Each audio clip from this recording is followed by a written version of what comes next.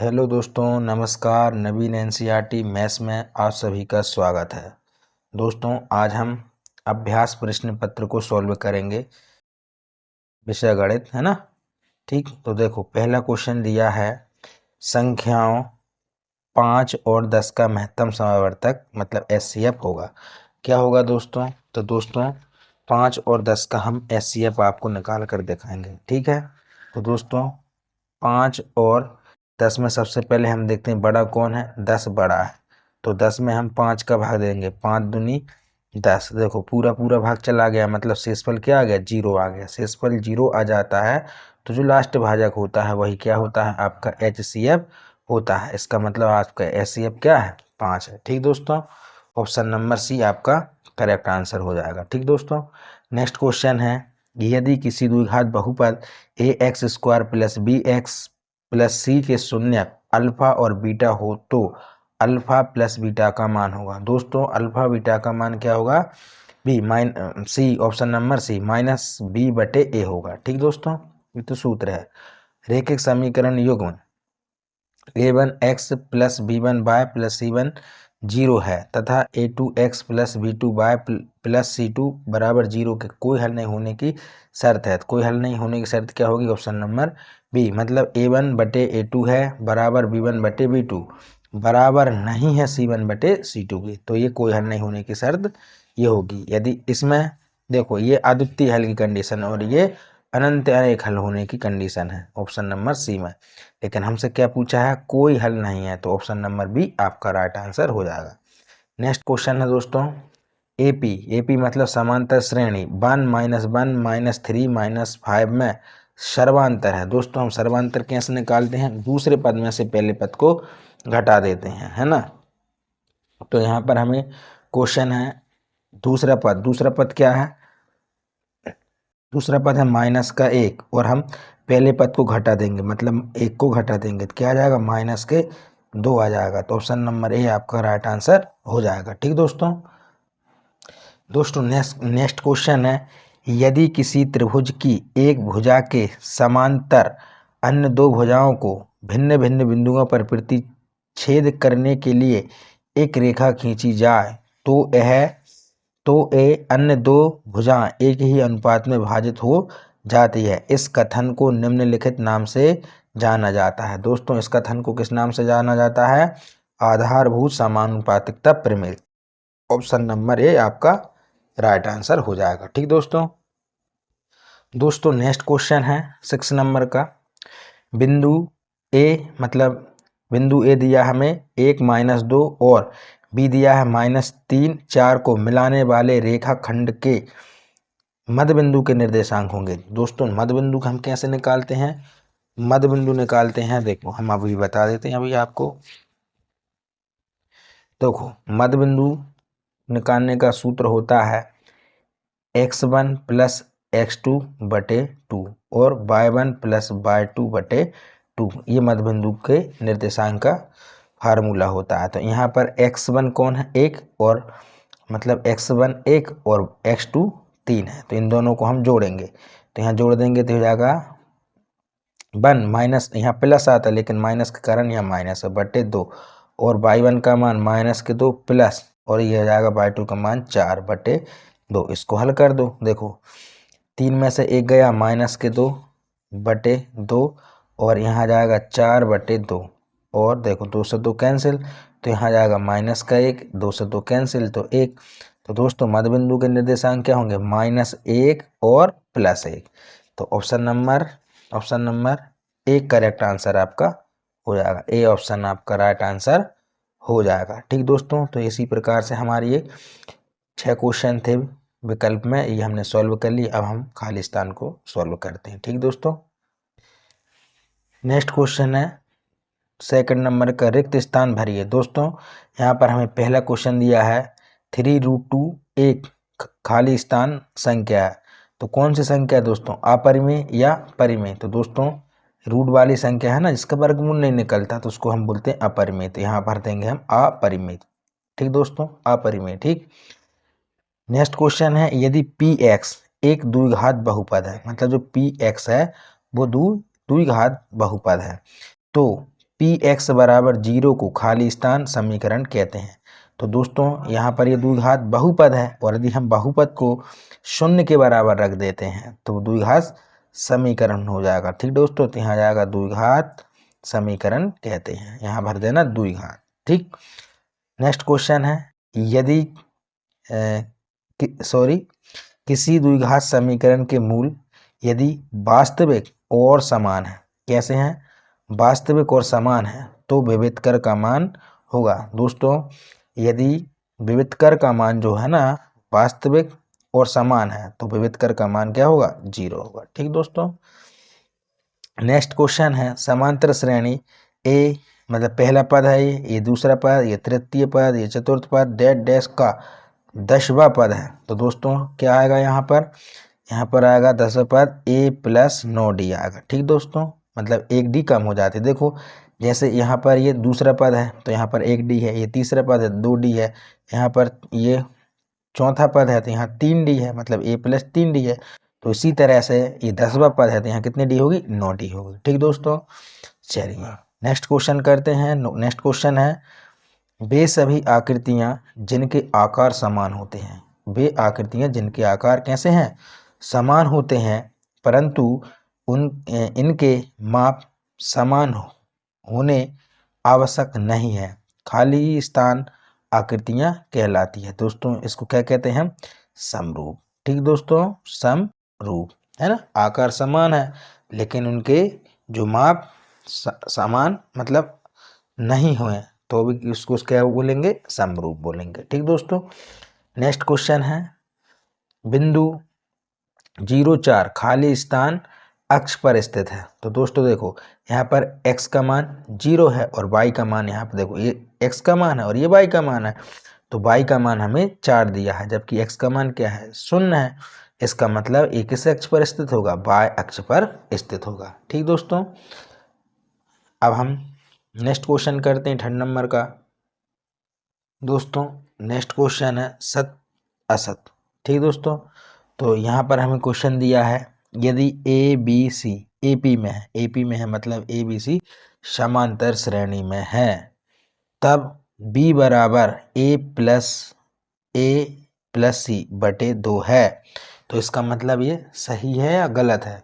तो देखो हम मान लेते हैं, आपको एक उदाहरण से समझा देते हैं। देखो यहाँ पर मान लिया जाए एपी में है ए बी सी, मान लो हमारे पास में ए बी सी है। ठीक दोस्तों, और ये एपी में है, एपी में है, एपी में है मतलब समांतर श्रेणी है। तो मान लेते हैं हम उदाहरण के लिए कोई समांतर श्रेणी है 2 4 6 ये है ना। तो यहाँ पर अब क्वेश्चन बोलता है कि जो बी है ना, बी बराबर ए प्लस सी बटे 2 है, मतलब हम ए प्लस सी को मतलब ए प्लस सी करें और उसमें 2 का भाग दें तो हमें बी का मान प्राप्त होगा। देखते हैं होता कि नहीं, देखते हैं। देखो ए का मान है मान लो 2 प्लस सी का मान है 6 और बटे 2, तो 6 और 2 हो गए दोस्तों 8, और 8 में हम 2 का भाग देंगे तो कितना आएगा, 4। तो देखो बी का मान 4 आ रहा है दोस्तों, हाँ बिल्कुल आ रहा है। इसका मतलब ये आंसर हमारा कैसा है, सत्य है। तो इसमें हम लिख देंगे सत्य है, option number A correct answer सत्य है। ठीक दोस्तों, नेक्स्ट क्वेश्चन है, किसी निश्चित घटना की प्रायिकता का मान 1 होता है। बिल्कुल सही बात है, सत्य है ये भी है ना, निश्चित घटना का मान क्या होगा, 1 होगा। नेक्स्ट क्वेश्चन है, गोले का संपूर्ण पृष्ठ बराबर पाई आर स्क्वायर होता है जहां आर गोले की त्रिज्या है। दोस्तों ये बात बिल्कुल गलत है, क्योंकि पाई आर स्क्वायर किसका सूत्र होता है, वृत्त का होता है, जबकि हमसे यहाँ पर किसका पूछा है, गोले का। तो गोले का क्या होता है, 4 पाई आर स्क्वायर होता है। दोस्तों ये बात गलत हो गई। ठीक है, क्वेश्चन समझ में आ रहे हो तो प्लीज़ लाइक कर दो, ठीक, और चैनल पर नया हो तो सब्सक्राइब कर दो। ठीक दोस्तों, चलिए नेक्स्ट क्वेश्चन करते हैं 4 नंबर का। 4 नंबर का क्वेश्चन है, किसी वृत्त की अनंत स्पर्श रेखाएं हो सकती है। बिल्कुल सत्य बात, बिल्कुल सत्य बात है। आप कहोगे सर कैसे, तो देखिए हम आपको प्रूव करवा देंगे अभी। देखो मान लिया जाए ये एक वृत्त है ना, इसको वृत्त मान लो, भले भी थोड़ा टेढ़ा दिख रहा है, वृत्त है, और वृत्त कितने बिंदुओं से मिलकर बन रहा, अनंत बिंदुओं से मिलकर बना, तो अनंत बिंदु पर अनंत स्पर्श रेखाएं हो सकती है। देखो इस टाइप से, ऐसे अनंत, तो हम कहेंगे ये बात बिल्कुल सत्य है कि भैया किसी वृत्त की अनंत स्पर्श रेखाएं हो सकती है। ऑप्शन नंबर 4 राइट आंसर है, मतलब सत्य है। ठीक दोस्तों, 5वां, यदि किसी घटना की प्रायिकता P है तो देखो P का जो मान है वो 0 से बड़ा या बराबर होगा और 1 से छोटा और बराबर होगा। बिल्कुल सही बात, सत्य है ना। नेक्स्ट क्वेश्चन है, क्षैतिज तल से ऊपर की ओर देखने पर दृष्टि रेखा क्षैतिज रेखा के साथ अवनमन कोण बनाती है। दोस्तों क्षैतिज तल से मतलब हम नीचे से ऊपर की ओर देख रहे हैं तो अवनमन कोण नहीं बनने वाला। कौन सा कोण बनता है? उन्नयन कोण बनता है। तो ये बात कैसी हो गई? रॉन्ग, मतलब ये ऑप्शन नंबर हमारा गलत है। ठीक दोस्तों, क्वेश्चन समझ में आ रहा हो तो प्लीज लाइक करते जाओ यार भाई। ठीक, नेक्स्ट क्वेश्चन करते हैं सही जोड़ी। नेक्स्ट क्वेश्चन है सही जोड़ी बनाइए। दोस्तों यहाँ पर पहला क्वेश्चन दिया है सेक स्क्वायर थीटा -1। तो दोस्तों ये सर्व समीका होती है, हमने आपको बताई थी, तो इसका मान क्या होगा? tan square theta. तो 1 नंबर में ए आएगा, 1 नंबर में। ठीक, और कॉट थीटा का मान क्या होगा?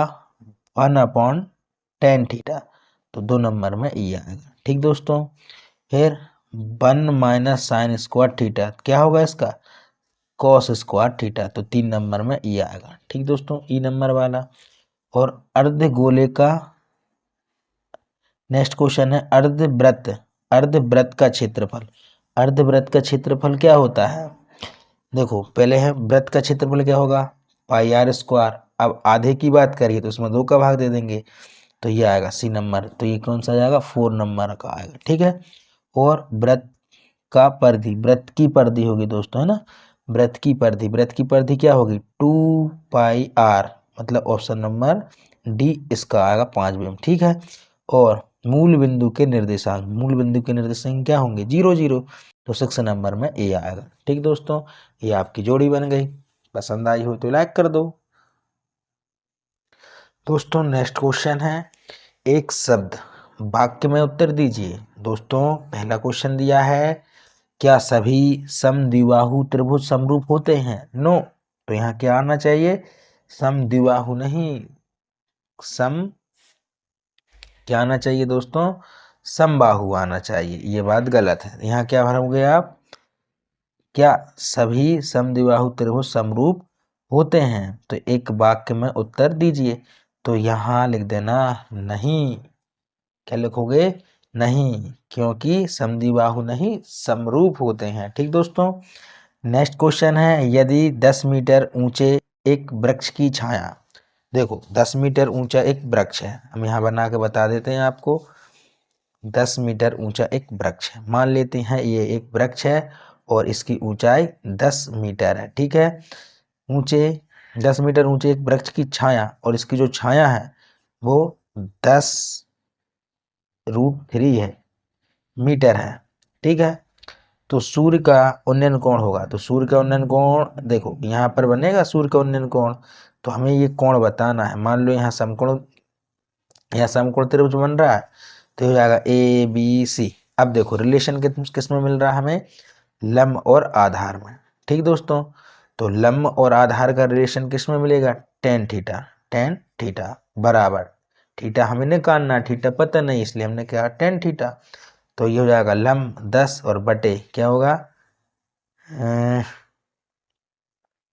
10 करनी 3। देखो 10 से 10 कैंसिल, तो यहाँ जाएगा 1/3। अब 1/3 किसका मान होता है? tan के पदों में बताना है। तो यहाँ जाएगा tan थीटा बराबर, देखो ये किसका मान होगा? tan 30 डिग्री का होगा। tan से tan कैंसिल, तो थीटा बराबर कितना जाएगा? 30 डिग्री।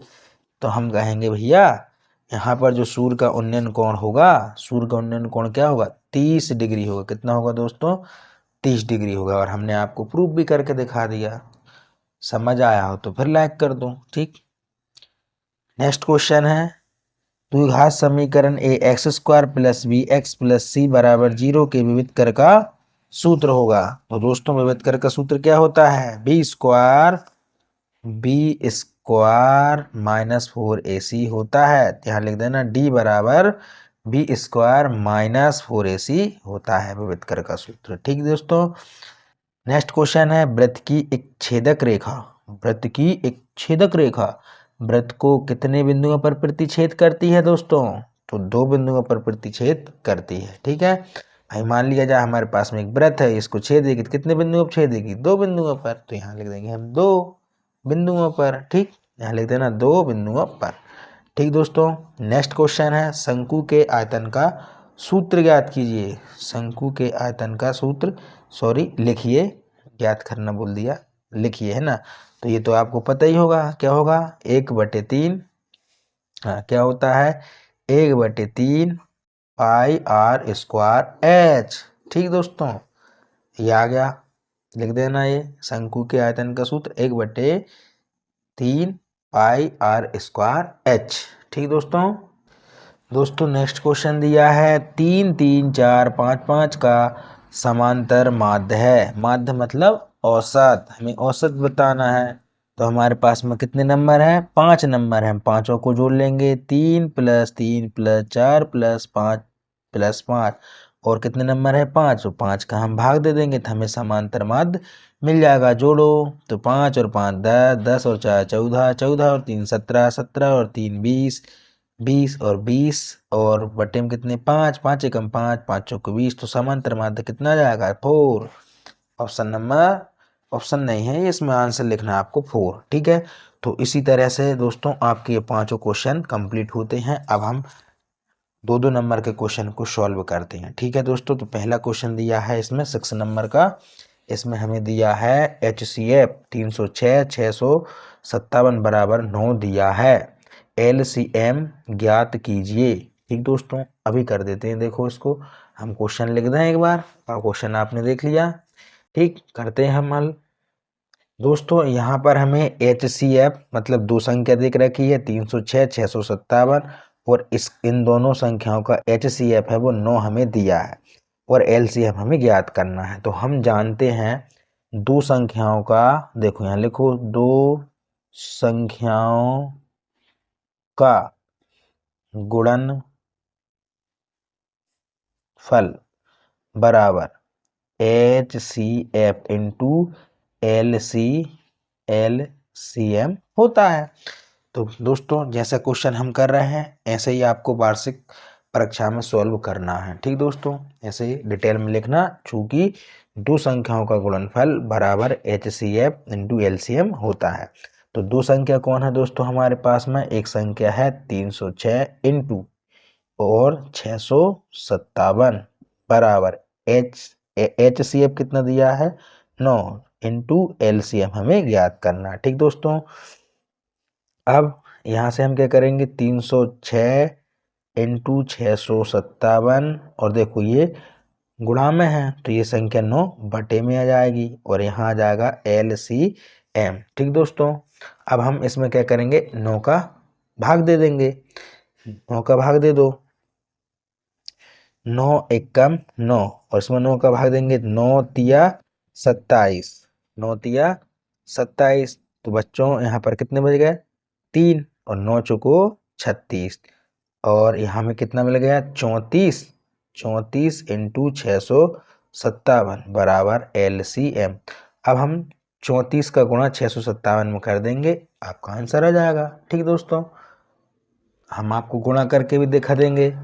देखो 7 चौको 28 के 8, हासिल आ गया 2, 4 पंजे 20 और 2 22 के 2, हासिल आ गया 2, 4 छिंग 24 और 2 26, इंटू लगाओ, 3 7 21 का 1, हासिल आ गया 2, 3 5 15, 2 17 के 7, हासिल आ गया 1, 3 छिंग 18 और 1 19, इसको जोड़ दो 8 3, और ये हो जाएगा आपका 13, हासिल आ गया 1, 9 और 1 10, 2 12 2, हासिल आ गया 1। तो यहाँ पर हमारा आंसर आ गया कितना, 22,338। तो हम यहाँ लिख देंगे 22,338। तो एलसीएम कितना आ गया? 22,338। ठीक दोस्तों, यही क्या है आंसर। Question number 6 complete. आपको ये क्वेश्चन आता है तो आपके 2 नंबर पक्के हैं। नेक्स्ट क्वेश्चन है दोस्तों, अब नेक्स्ट क्वेश्चन है हमें यहाँ पर दिया है, देखो ये वाला क्वेश्चन आप कर लेना, ठीक है। ये हम करके दिखा देते हैं। अभाज्य गुणनखंड निकालना है ना। अब हम ये करेंगे हम एक एक क्वेश्चन करके दिखा दे रहा है आपको हर एक प्रश्न से। अभाज्य गुणनखंड विधि द्वारा 12, 15 और 21 का HCF ज्ञात करना। ठीक है दोस्तों। ठीक, नेक्स्ट क्वेश्चन है 7 नंबर का। यहाँ लिखेंगे 7 नंबर का क्वेश्चन है और दिया हमें 12, 12 के बाद में 15, 15 के बाद में 21। तो अभाज्य गुणनखंड विधि द्वारा करना है, इसलिए हम इसको अभाज्य गुणनखंड विधि से ही करेंगे क्योंकि क्वेश्चन ने हमें बोला है। ठीक दोस्तों, चलो अब इसके अभाज्य गुणनखंड निकालो। 2 का भाग जाएगा इसमें 6 बार, 2 का जाएगा 3 बार, 3 का जाएगा 1 बार। ठीक है, इसमें 2 का नहीं जा रहा, 3 का दे दो, 3 5 15, 5 एकम 5। इसमें 2 का नहीं जाएगा, 3 का दे दो, 3 एकम 3, 7 21, 7 एकम 7। ठीक हो गया। अब इसको हम ऐसे लिखेंगे 12 बराबर 2 इंटू 2 इंटू 3। यहाँ लिखेंगे 15 बराबर 3 इंटू 5।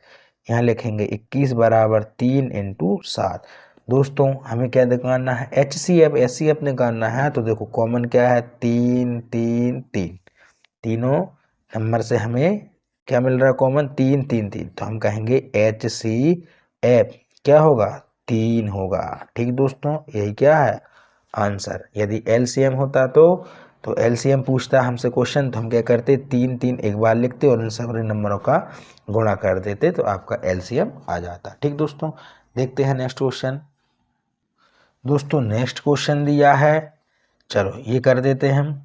द्विघात बहुपद 3x² प्लस 4x माइनस 4 के शून्य ज्ञात कीजिए। सिर्फ आपसे शून्य पूछा है तो आपको शून्य के ही निकालना दोस्तों। ठीक है, चलो हम निकाल देते हैं शून्य। देखो यहाँ पर हमें दिया है शून्य। क्वेश्चन क्या है?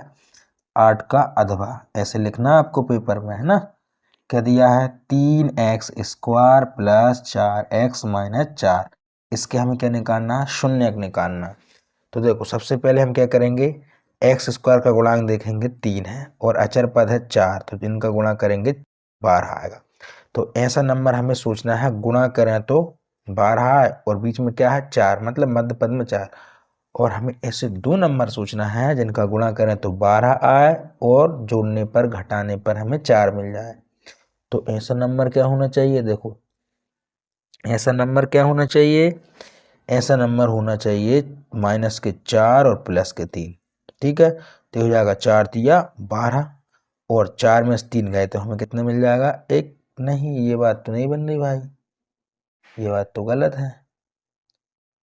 4 आना चाहिए, 4। तो ऐसे 2 नंबर सोचो दोस्तों। हमें देखो इन दोनों नंबर से गुणा करने पर तो 12 आ रहा है, लेकिन घटाने पर हमें 4 नहीं मिल रहा। इसका मतलब ये नंबर हमारे काम का नहीं है। अब हम क्या करेंगे? देखो फिर दूसरा नंबर लेते हैं 6 और 2। 6 दूनी 12 और 6 में से 2 को घटाएंगे 4 मिल जाएगा। बिल्कुल सही बात है, मिल गया ना। तो हम प्लस के 6 ले लेंगे और माइनस के 2 ले लेंगे। ठीक, चलो इसको आपको रफ में करके देखना है, ऐसे है ना, यहाँ नहीं करना है ना। चलो हमने कर दिया। देखो अब यहाँ लिखेंगे 3x², यहाँ लिख देंगे प्लस का 6x, इसको तोड़ रहे हैं बच्चों, और ये हो जाएगा माइनस के 2x और माइनस के 4। ठीक, अब इस दोनों पद में से हम 3x कॉमन ले लेंगे। देखो 3x कॉमन ले लिया तो यहाँ बच जाएगा x, प्लस यहाँ से x बाहर आ गया तो यहाँ बच जाएगा 2, माइनस के यहाँ से 2 कॉमन ले लो तो यहाँ बचेगा x माइनस x और ये हो जाएगा प्लस के 2। माइनस भी तो कॉमन लिया है, प्लस हो गया। अब हम क्या करेंगे? देखो इस पद से हम x प्लस 2 कॉमन ले लेंगे तो यहाँ बचेगा 3x और यहाँ यहाँ बचेगा माइनस के 2x। ठीक है दोस्तों, ये आ गया। तो ये क्या आ गया? अभी गुणनखंड है, लेकिन हमसे क्वेश्चन ने क्या पूछा? शून्य ज्ञात कीजिए। ठीक है, अब हम क्या यहाँ से लिखेंगे? चूंकि 3x² प्लस 4x माइनस 4 का मान क्या होगा? शून्य होगा। क्यों शून्य होगा? तब हम क्या करेंगे? इसको शून्य के बराबर रख देंगे तो x प्लस 2 और 3x माइनस 2 बराबर 0। तो ये हम क्या करेंगे, अब एक बार इसको शून्य के बराबर रख देंगे और एक बार इसको लिख देंगे। यहाँ से आ जाएगा x माइनस 2 और ये हो जाएगा 3x बराबर प्लस के 2, तो x बराबर 3/2। देखो ये हमारे शून्य का आ गया था, हम यहाँ से लिखेंगे अतः बहुपद 3x² प्लस 4x माइनस 4 के शून्यक माइनस 2 और 2/3 होंगे। ठीक दोस्तों, उम्मीद है आपको क्वेश्चन समझ में आया होगा। समझ में आ रहे हो तो लाइक शेयर सब्सक्राइब करते जाओ, हम आपको ऐसे डेली क्वेश्चन करवाते रहेंगे। ठीक दोस्तों, है ना, मज़ा तो आ रहा होगा क्वेश्चन में, ठीक आएगा ही। दोस्तों नेक्स्ट क्वेश्चन है 9 नंबर का। 9 नंबर का क्वेश्चन कहता है 4u² प्लस 8u के शून्य ज्ञात कीजिए। तो दोस्तों इसी तरह से इस क्वेश्चन को करना है, तो ये आप कर लेना, हम ये वाला करवा देते, इसका अदबा थोड़ा अलग है। इसमें दिया है बहुपद द्विघात बहुपद 4x² प्लस 5x माइनस 6 के शून्यकों का गुणनफल ज्ञात कीजिए। दोस्तों इसमें सिर्फ आपसे गुणनफल पूछा है, तो आपको सिर्फ गुणनफल ही करना है ना। यदि आप शून्यकों के संबंधितता की सत्यता की जांच हमने पढ़ी है, लेकिन आप पूरा क्वेश्चन करोगे तो आपको नंबर नहीं मिलने वाले। आपसे जितना पूछे उतना ही करना। इसने क्या बोला क्वेश्चन ने, गुणनफल ज्ञात कीजिए, शून्यकों का गुणनफल ज्ञात करना है हमें सिर्फ, बस। तो हम क्या करेंगे, यहाँ से देखो पहले क्वेश्चन उतारेंगे, तो यहाँ लिखेंगे 9 नंबर का क्वेश्चन है। यहाँ क्वेश्चन दिया है 4x² प्लस 5x माइनस 6। अब हमें शून्यकों का गुणनफल निकालना है। ठीक, निकाल देते हैं। अभी सबसे पहले इसके शून्यक निकालो यहाँ से। तो शून्यक कैसे निकालेंगे, तो दोस्तों इसमें क्या करेंगे, अब देखो यहाँ से लिखेंगे हम। अब देखो यहाँ पर अपने के पास में x² का गुणांक 4 है और यहाँ चरपद 6 है, तो इन दोनों का गुणा करेंगे 24 आएगा। ठीक है, और मध्य पद 5 है, तो हमें ऐसे दो नंबर सोचना है जिनका गुणा करें तो 24 आए और जोड़ने पर घटाने पर हमें 5 मिल जाए। ऐसे दो नंबर कौन होंगे, देखो ऐसे दो नंबर होंगे 8 और 3। 8 तिया 24 और 8 में से 3 जाएंगे तो हमें 5 प्राप्त होगा। तो हम प्लस के 8 लेंगे और माइनस के 3 लेंगे। ठीक, क्योंकि हमें प्लस की मान चाहिए ना 5, इसलिए। ठीक, यहाँ आ जाएगा 4x² और ये हो जाएगा प्लस के 8x माइनस के 3x और माइनस के 6। किसी कोई दिक्कत नहीं होगी। अब इस पद में से हम 4x कॉमन ले लेंगे, तो यहाँ बच जाएगा x और यहाँ बचेगा प्लस के 2। x तो बाहर आ गया, और माइनस 3 कॉमन ले लेते हैं, तो यहाँ बचेगा x और प्लस के 2। कोई दिक्कत नहीं। अब इस पद से हम x प्लस 2 कॉमन ले लेंगे, तो यहाँ बचेगा 4x माइनस 3। ठीक दोस्तों, फिर हम क्या लिखेंगे, चूंकि 4x² मतलब यहाँ लिख देंगे बहुपद 4x² प्लस 5x माइनस 6 का मान शून्य होगा। तो इसको हम शून्य के बराबर रख देंगे, तो x प्लस 2 और 4x माइनस 3 बराबर 0। तो यहाँ से लिखेंगे x प्लस 2 बराबर 0, 4x माइनस 3 बराबर 0, x बराबर माइनस के 2 और ये हो जाएगा आपका 4x बराबर प्लस के 3। तो x बराबर आ जाएगा 3/4। ठीक दोस्तों, ये तो हमारे शून्य का आ गए। अब हमें क्या करना है, इसका गुणनफल निकालना है। तो हम जानते हैं दोस्तों, क्वेश्चन ने बोला शून्यकों का गुणनफल ज्ञात कीजिए। ठीक है, शून्यकों का गुणनफल हम निकाल देते हैं। तो देखो शून्यकों का गुणनफल क्या होगा दोस्तों, शून्यकों का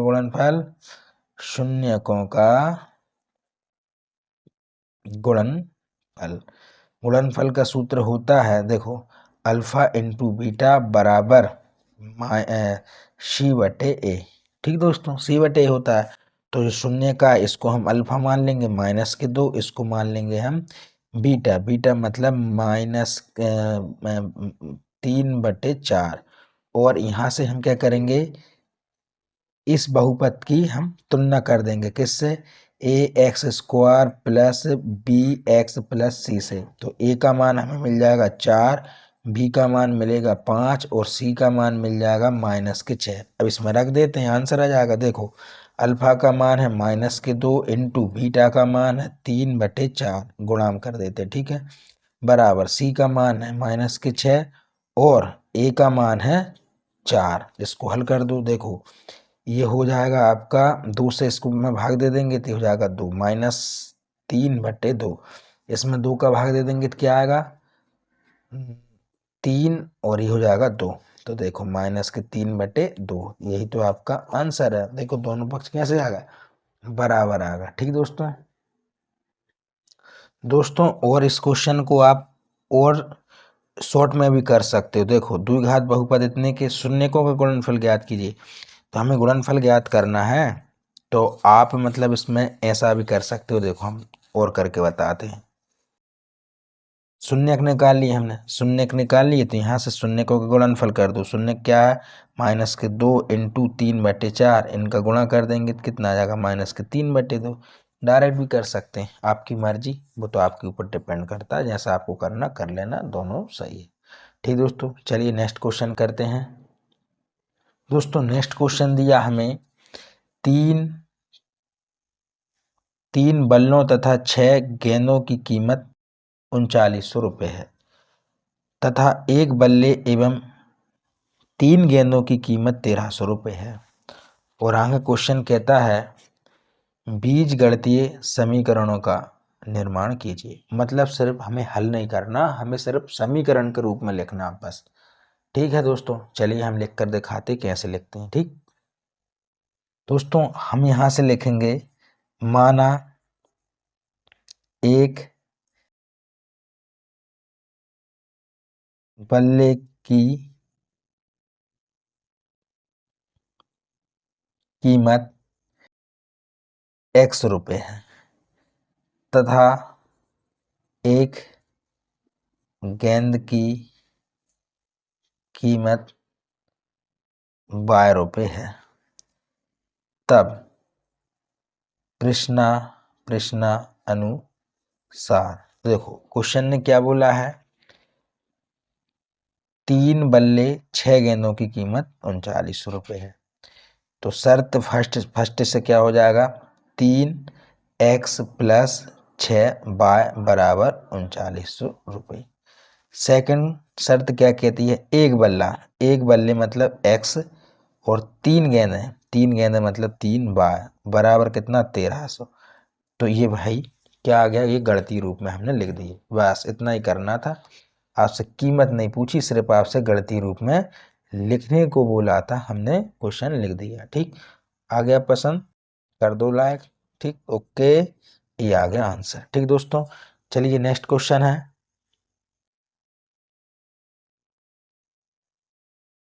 दोस्तों नेक्स्ट क्वेश्चन दिया है समीकरण 2x² + 5x + 3 = 0 के विविध कर का मान ज्ञात कीजिए।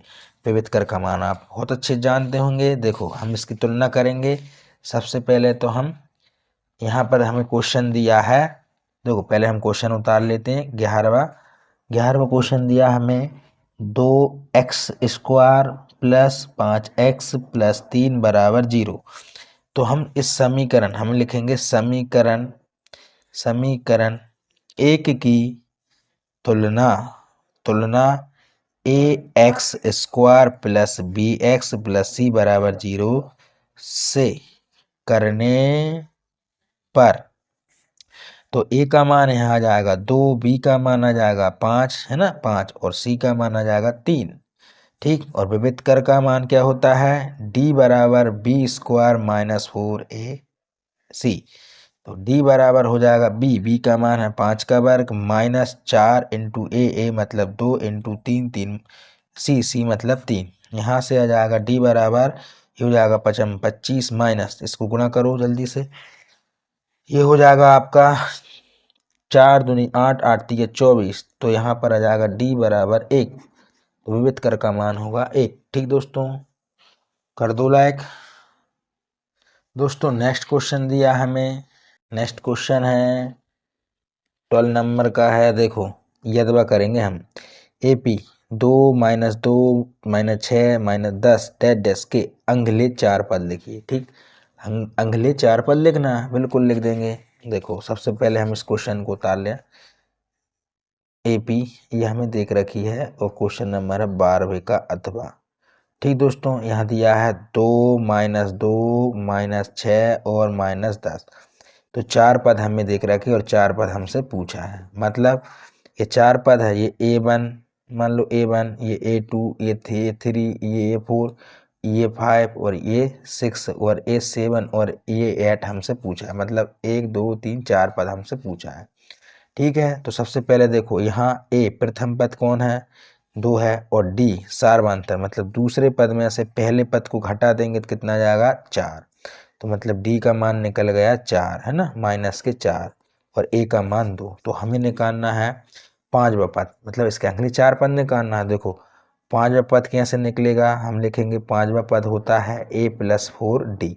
तो यहाँ से आ जाएगा, देखो देखो जरा, ए का मान है 2, ए का मान कितना 2 प्लस ये 4, डी का मान है -4। अब यहाँ आ जाएगा, देखो दोस्तों ये हो जाएगा 2 और ये माइनस प्लस का गुणा करेंगे तो माइनस, और 4 चौको 16, और 16 में से 2 गए तो -14। ठीक दोस्तों, तो अगला पद कौन होगा, 14 होगा। अब हम निकालेंगे 6वां पद, तो यहाँ से निकलेंगे हम A + 5D, ये हो जाएगा 2 + 5, यहाँ आ जाएगा 5 और -4, डी का मान तो -4 है, बराबर ये हो जाएगा 2 और माइनस प्लस माइनस 4 पंजे 20, घटा दो तो कितना आ जाएगा -18 आ जाएगा। ठीक दोस्तों, नेक्स्ट पर निकालेंगे 7, तो ये जाएगा A + 6D, तो यहाँ जाएगा 2 + 6 -4 बराबर। ठीक, ये हो जाएगा आपका 2 -4 × 24, घटा दो भैया तो माइनस के कितने बचेंगे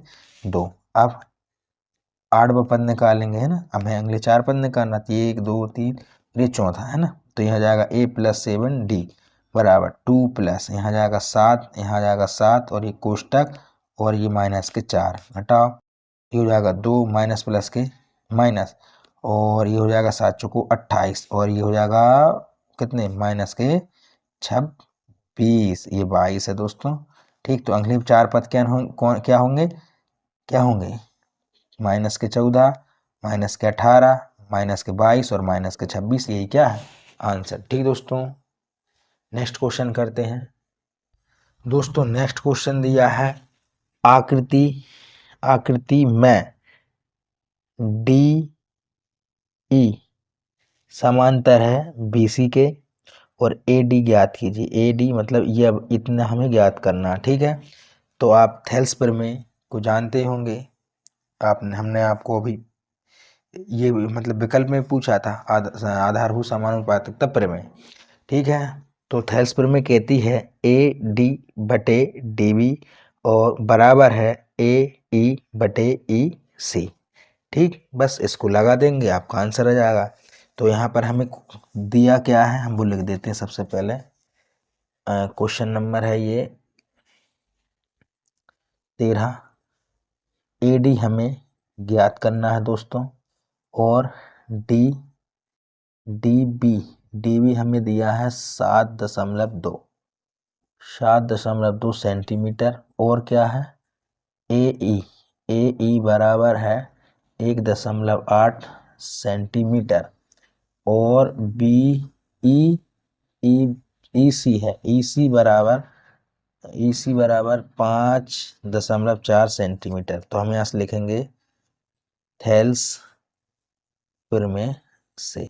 ठीक, थेल्स प्रमेय क्या है, AD/DB, है ना, AD/DB,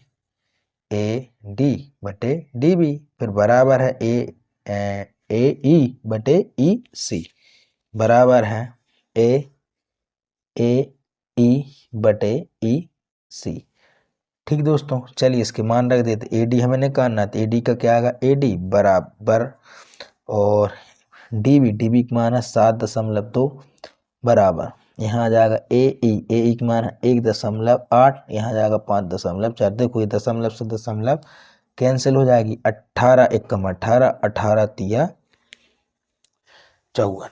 ठीक है, और यहाँ से हमें क्या मिलेगा, देखो ये हो जाएगा, इसका 3 गुणा कर दें, ये हो जाएगा 3AD बराबर, इसका इधर गुणा कर देंगे 7.2, और यहाँ से देखो ये हो जाएगा AD बराबर 7.2/3। ठीक दोस्तों, अब इसको आगे हल कर देते हैं। देखो 3 का इसमें भाग दे देते हैं, तो 3 देखो ये हो जाएगा 24 तिया 72, है ना, मतलब 2.4। तो ए डी बराबर 2.4 सेंटीमीटर, और ये क्या है आपका आंसर। ठीक दोस्तों, कर दो लाइक। दोस्तों आज के लिए इतना ही। हम नेक्स्ट क्वेश्चन कल वीडियो बनाएंगे, उसमें डाल देंगे नेक्स्ट क्वेश्चन से, क्वेश्चन नंबर 14 से क्वेश्चन नंबर 23 तक। ठीक दोस्तों, वीडियो काफ़ी लंबा हो गया है, इसलिए आप इतना ही कर लें आज। नेक्स्ट वीडियो में हम नेक्स्ट क्वेश्चन करवाएंगे। ठीक, ओके, बाय बाय।